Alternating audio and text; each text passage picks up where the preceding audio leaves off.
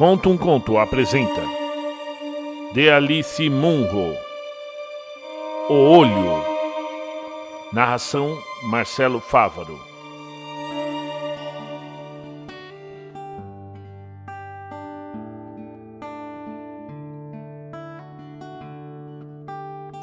Quando eu tinha 5 anos, de repente meus pais apareceram com um menininho, que minha mãe disse que era o que eu sempre quisera. De onde ela tirou essa ideia, eu não sei. Ela deu uma bela enfeitada naquilo, tudo inventado, mas difícil de contrariar. Aí, 1 ano depois, apareceu uma menininha. E de novo, foi uma balbúrdia, mas menos do que a primeira vez. Até a época do primeiro bebê, eu não me lembro de ter sentido algo diferente do que aquilo que a minha mãe dizia que eu estava sentindo. E até aquela época, a casa toda era tomada pela minha mãe, pelos passos dela, pela sua voz, por aquele cheiro poeirento, mas funesto, que ocupava todos os cômodos, mesmo quando ela não estava dentro deles. Por que eu digo funesto?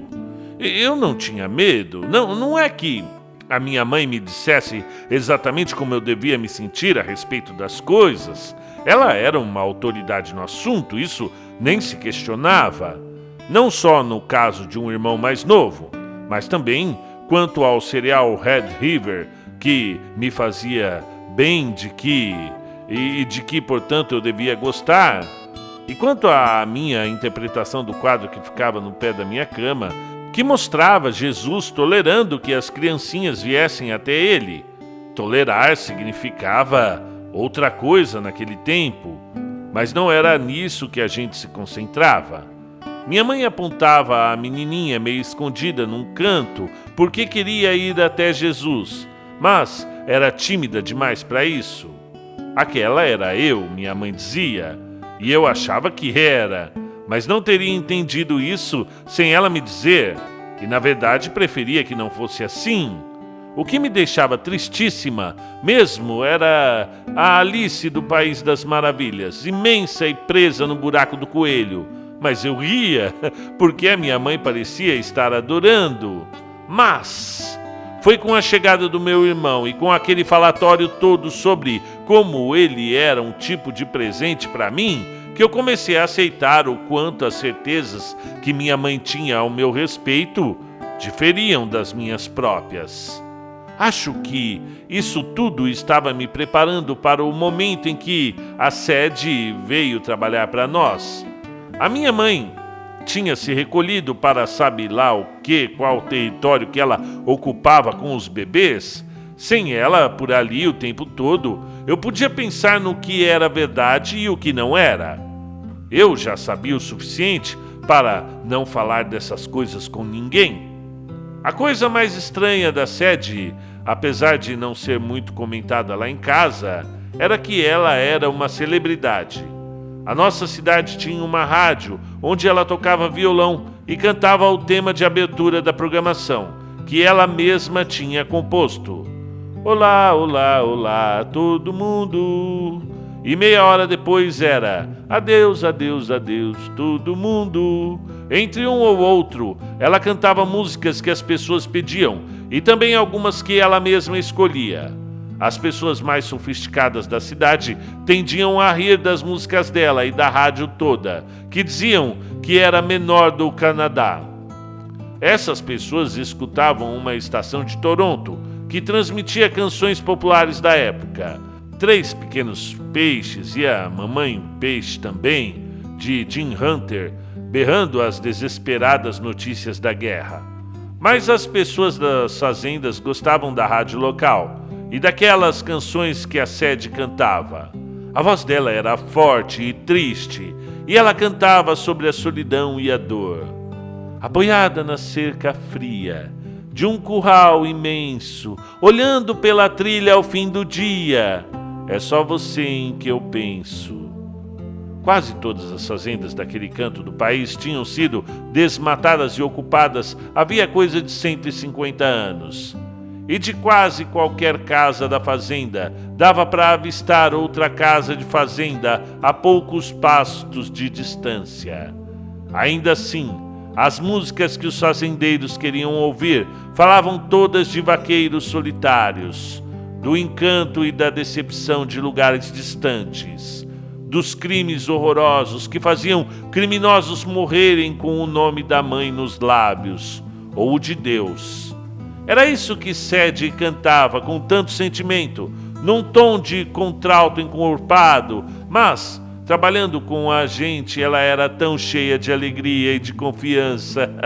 Gostava de conversar, e em especial gostava de conversar sobre si própria. Normalmente não tinha ninguém para ouvir o que ela dizia, só eu. As ocupações dela e as da minha mãe as mantinham separadas quase o tempo todo. E de qualquer forma eu acho mesmo que elas não teriam gostado de conversar. Minha mãe era uma pessoa séria, como já insinuei, que tinha dado aulas na escolinha antes de dar aulas para mim. Talvez ela tivesse gostado se a Sadie fosse alguém que ela pudesse ajudar, ensinando a não dizer "cês quer?", mas Sadie não dava muitos indícios de querer ajuda de quem quer que fosse, ou de querer falar de um jeito diferente de como sempre falara. Depois da ceia, que era a refeição do meio-dia, a Sadie e eu ficávamos sozinhas na cozinha.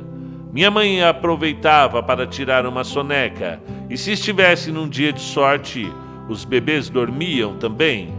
Quando ela acordava, punha um vestido diferente, como se estivesse esperando uma tarde tranquila, mesmo que seguramente fosse haver mais fraldas para trocar, e também mais daquela atividade desagradável que eu me esforçava para não ver, a menorzinha chupando o peito dela.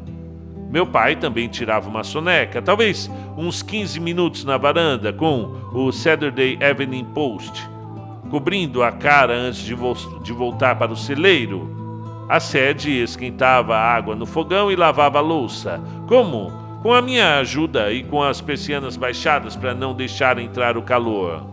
Quando a gente acabava, ela esfregava o chão e eu secava, com um método que eu tinha inventado, patinando de um lado para o outro com panos de chão nos pés.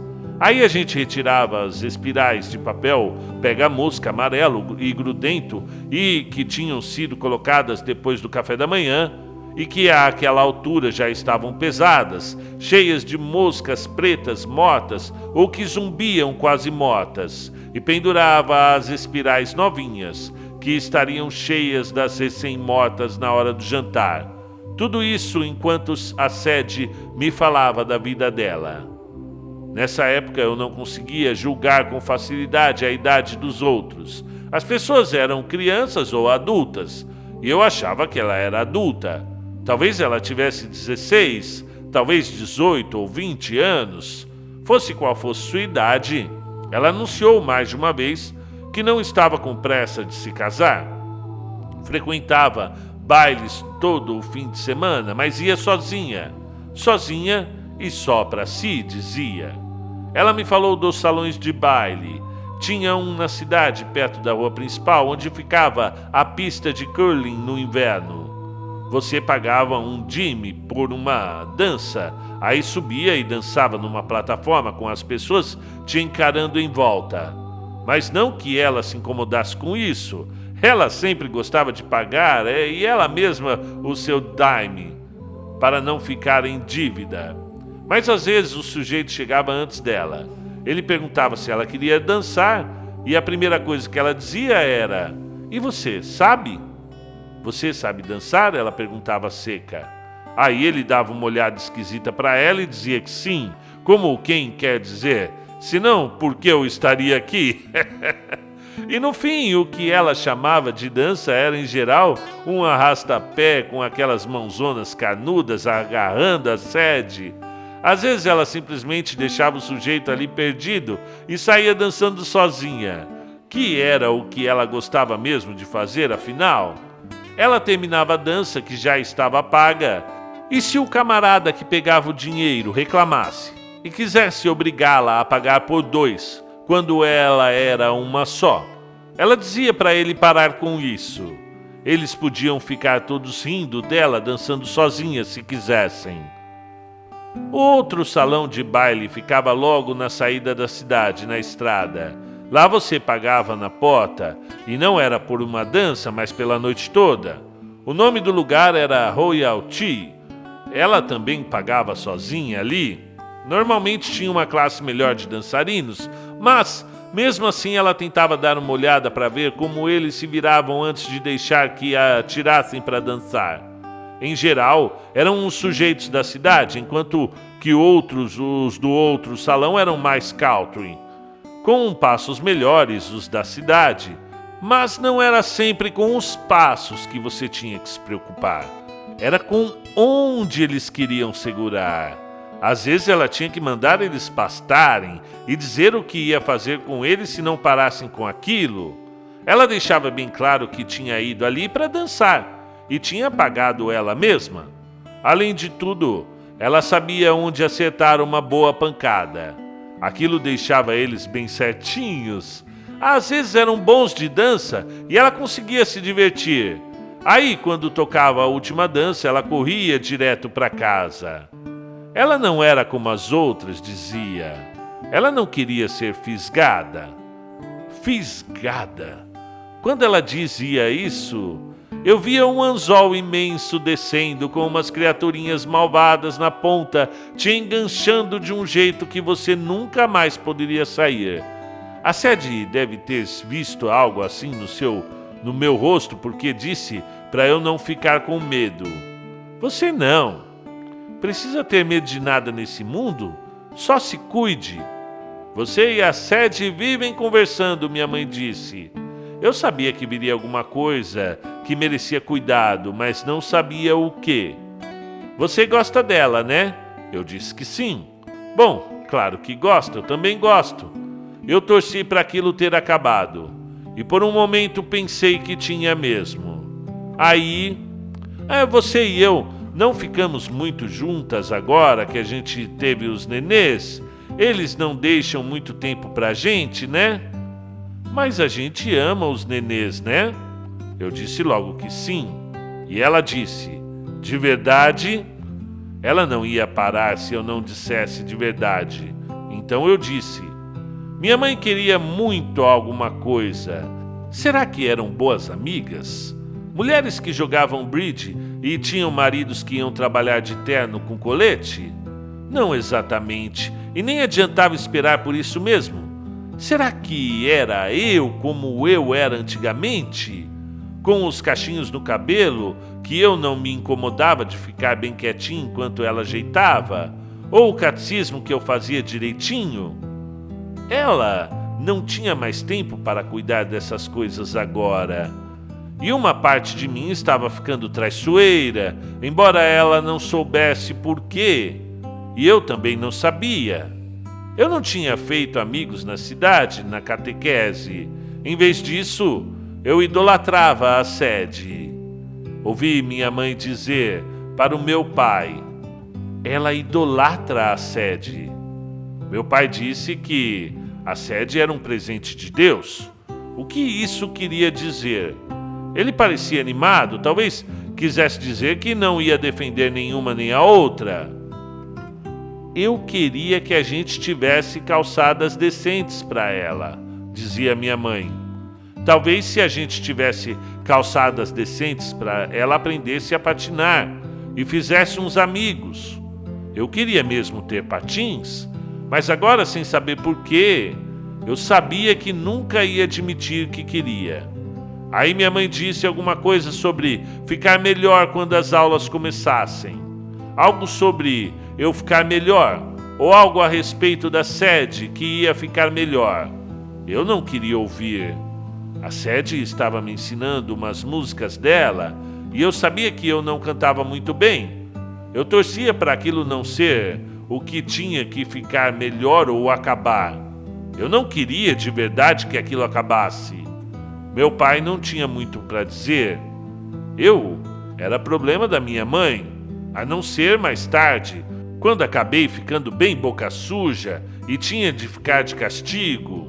Ele estava esperando meu irmão ficar mais velho e passar a ser problema dele. Menino não tinha como ser problema tão complicado. E claro que meu irmão não foi. Ele cresceu bem tranquilo. As aulas começaram. Começaram tem umas semanas, antes de as folhas ficarem vermelhas e amarelas. Agora elas tinham quase todas ido embora. Eu não estou com o meu casaco da escola, mas com o melhor, aquele com os debruns de veludo escuro no punho e no colarinho. Minha mãe está com o casaco que ela usa para ir à igreja e com um turbante que cobre quase todo o cabelo dela.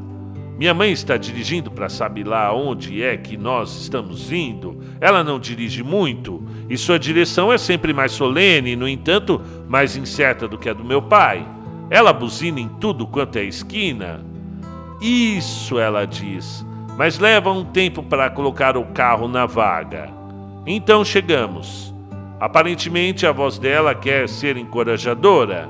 Ela encosta na minha mão para me dar uma chance de segurar a dela, mas eu finjo que não percebo e ela tira a mão. A casa não tem jardim nem calçada. É bacana, mas muito feia. Minha mãe ergueu a mão enluvada para bater na porta, mas no fim nem precisamos. Abrem para nós. Minha mãe acabou de começar a me dizer alguma coisa encorajadora, alguma coisa meio... vai ser mais rápido do que você pensa, mas ela não termina. O tom em que ela falou comigo foi algo severo, mas levemente tranquilizador. Ele muda quando abrem a porta e vira uma coisa mais contida, mais baixinha, como se ela estivesse curvando a cabeça. A porta foi aberta para um pessoal sair, e não só para a gente entrar. Uma das mulheres que estão saindo fala por sobre o ombro, com uma voz que não passa nem de perto tentar ser suave. É para ela que a moça trabalhava. É para a menininha ali. Aí, uma mulher que está vestida bem elegante vem falar com a minha mãe e ajuda a tirar o casaco dela. Isso feito, minha mãe tira o meu casaco e diz para a mulher que eu gostava especialmente da sede. Ela espera que seja tudo bem ter me trazido.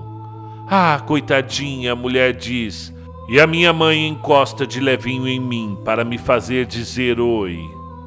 A sede adorava a criança, a mulher disse. Adorava mesmo.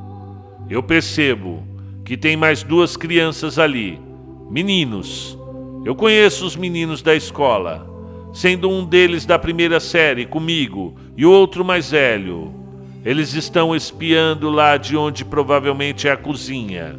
O mais novo está enfiando um biscoito inteirinho na boca, de um jeito cômico, e o outro mais velho está fazendo uma cara de nojo. Não para o enfiador de biscoito, mas para mim. Eles me odeiam, claro. Os meninos ou te ignoravam quando te encontravam no lugar que não fosse a escola, eles te ignoravam lá também. Ou faziam essas caretas e te xingavam de uns nomes horrorosos. Quando eu tinha que chegar perto de um deles, eu travava e não sabia o que fazer.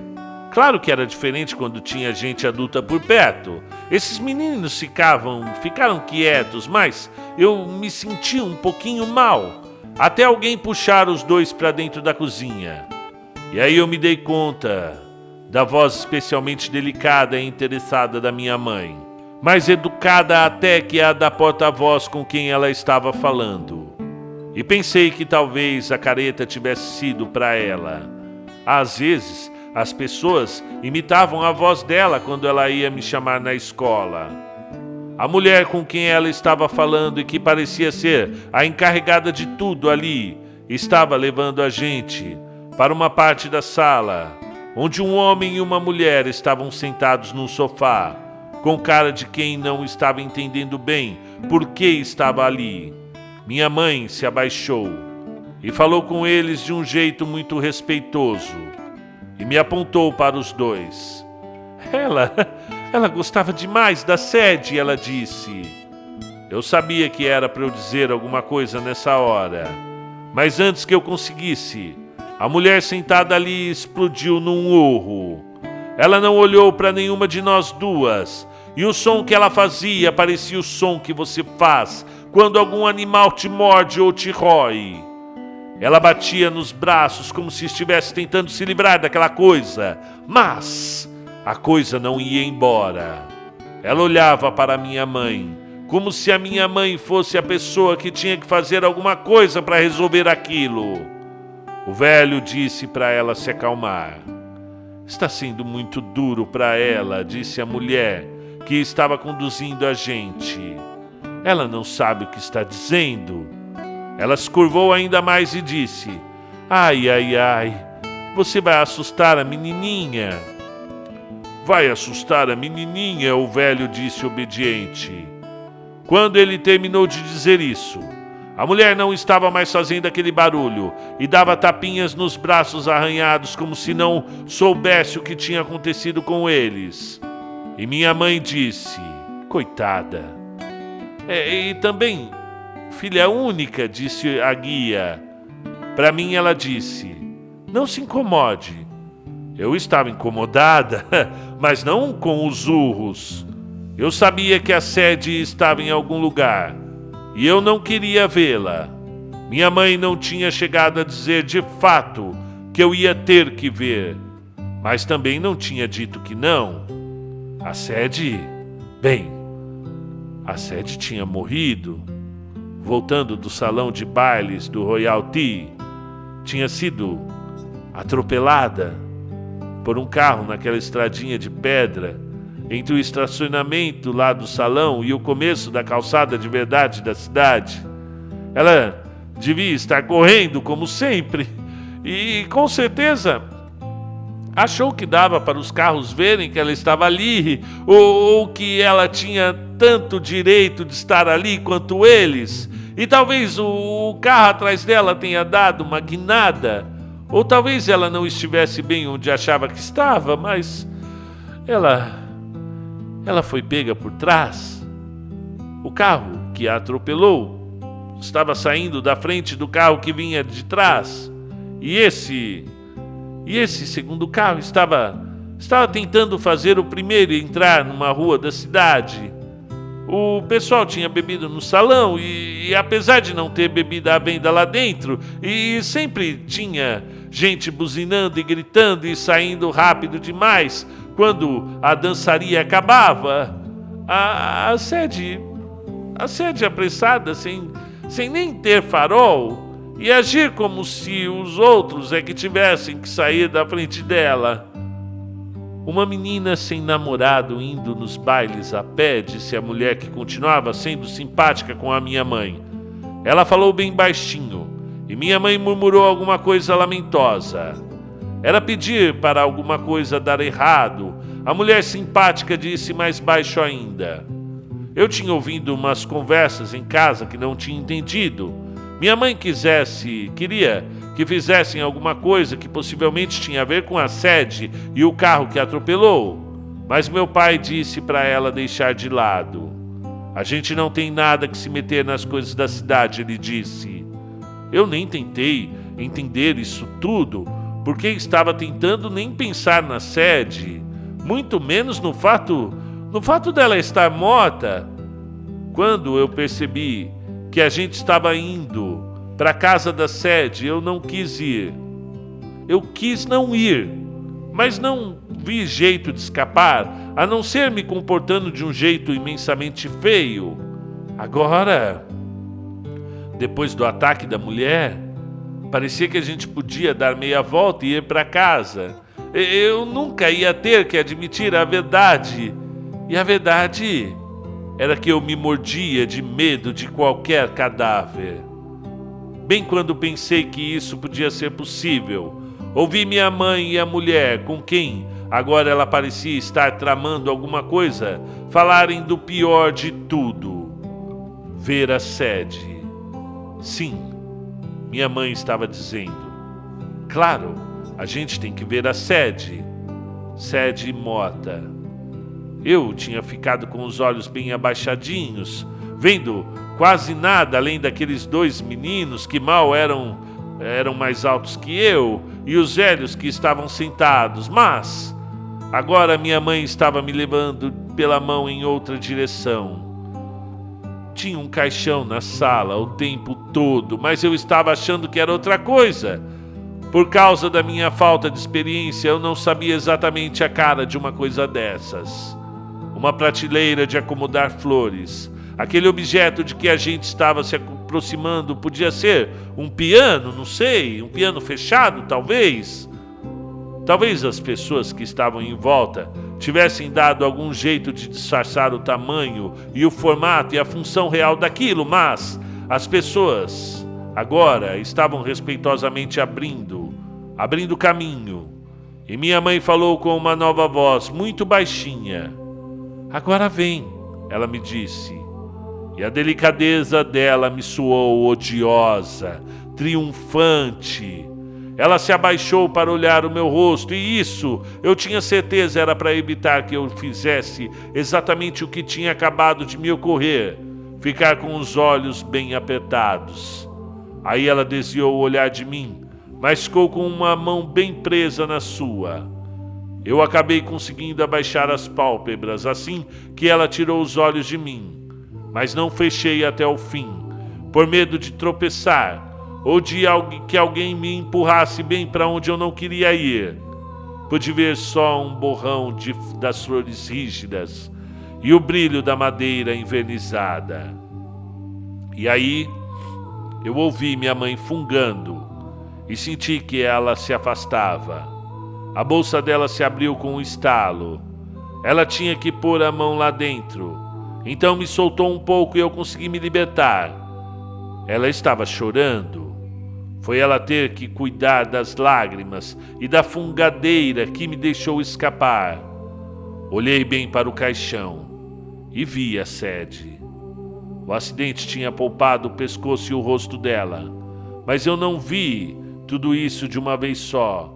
Só tive a impressão geral de que nada nela estava tão feio quanto eu tinha temido. Fechei os olhos bem rápido, mas percebi que não conseguia evitar olhar de novo. Primeiro a almofadinha amarela que estava debaixo do pescoço dela e que também dava um jeito de cobrir a garganta.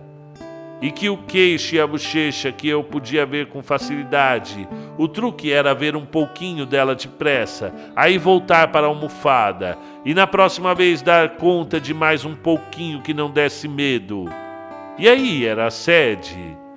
Ela toda, ou pelo menos tudo que eu podia esperar ver do lado de que estava a amostra. E aí alguma coisa se mexeu. E eu vi. A pálpebra dela, que estava do meu lado, mexeu. Não estava abrindo, ou abrindo pela metade, nada assim. Mas erguendo só um nadinha, como que para permitir, se você fosse ela, se você estivesse lá dentro dela, que você conseguisse enxergar por entre os cílios, só para distinguir, talvez, o que era claro lá fora e o que era escuro. Eu não fiquei surpresa na hora, nem um pouco assustada. Imediatamente essa visão se encaixou em tudo que eu sabia da Sadie e, de alguma maneira, também no que quer que a experiência me reservasse de especial. E eu nem sonhei em chamar a atenção de mais alguém para o que estava ali, porque não era para eles, era completamente para mim. Minha mãe tinha pegado a minha mão de novo e disse que estava na hora da gente ir. Falaram mais algumas coisas, mas antes que qualquer tempo passasse, pelo que me pareceu, a gente já estava lá fora. Minha mãe disse, parabéns. Ela deu um aperto na minha mão e disse, então, passou. Ela teve que parar para conversar com mais alguém que estava chegando na casa, e aí a gente entrou no carro para voltar. Passou pela minha cabeça que ela ia gostar que eu dissesse alguma coisa, ou quem sabe até que eu contasse alguma coisa para ela. Mas não falei nada. Nunca mais houve uma ocorrência desse tipo. E na verdade a Sadie desapareceu bem depressa da minha memória. Com o choque da escola, onde eu acabei dando um jeito de me virar com uma estranha mistura de viver morta de medo e viver me exibindo. A bem verdade, um pouco da importância dela tinha desaparecido naquela primeira semana de setembro, quando ela disse que tinha que ficar na casa dela agora para cuidar do pai e da mãe.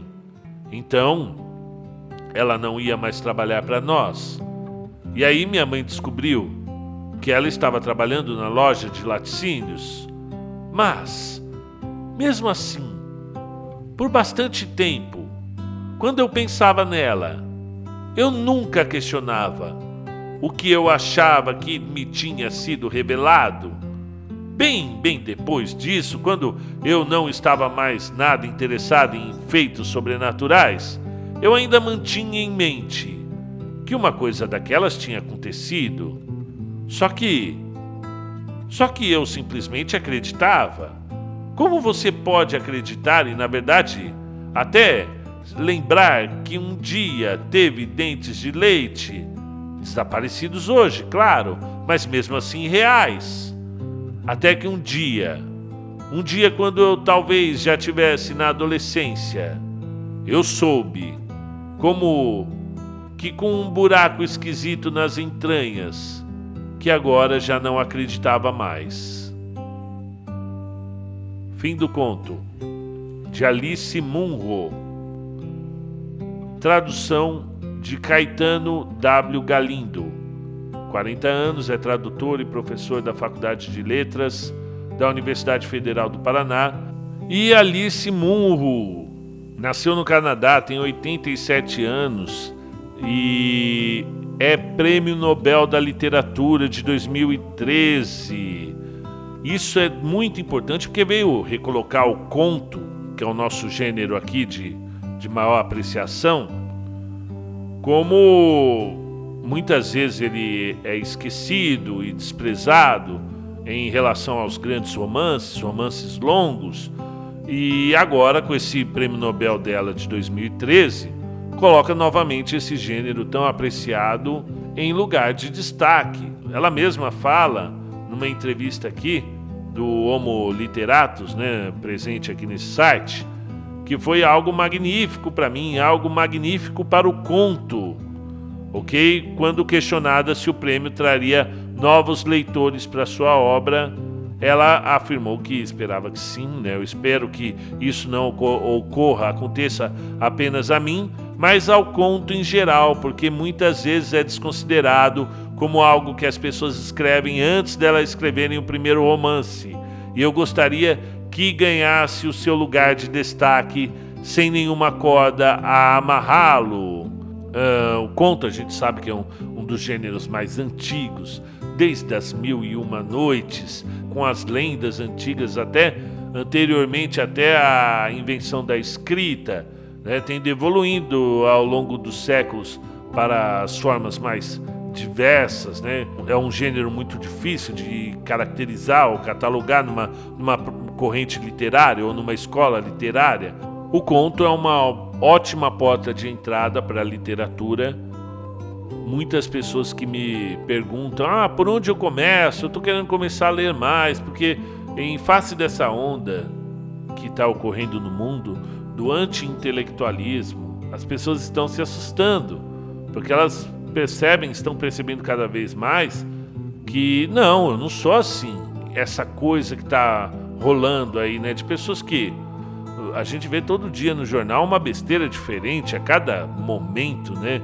Ministros falando grosserias de um tamanho muito grande. Então, as pessoas estão assustadas e não querem ser comparadas com esse tipo de sujeito que não sabe o que fala. E muitas me perguntam, professor, como que eu começo? Eu quero admirar a literatura, adquirir o hábito de ler, mas eu não sei por onde começar. Pelo conto, evidentemente, e aí de acordo com a temática que você gosta, pode ser, se você quer conhecer sobre a natureza e a existência humana, né, sobre o universalismo dos sentimentos, você pode começar a ler por Dostoiévski, por Chekhov, pelo brasileiro Guimarães Rosa, que tem o regionalismo universal, trata de coisas sobre quem sou eu, quem é você, Deus existe, qual o sentido da vida. Agora, se você gosta de mais ação, Ou você pode começar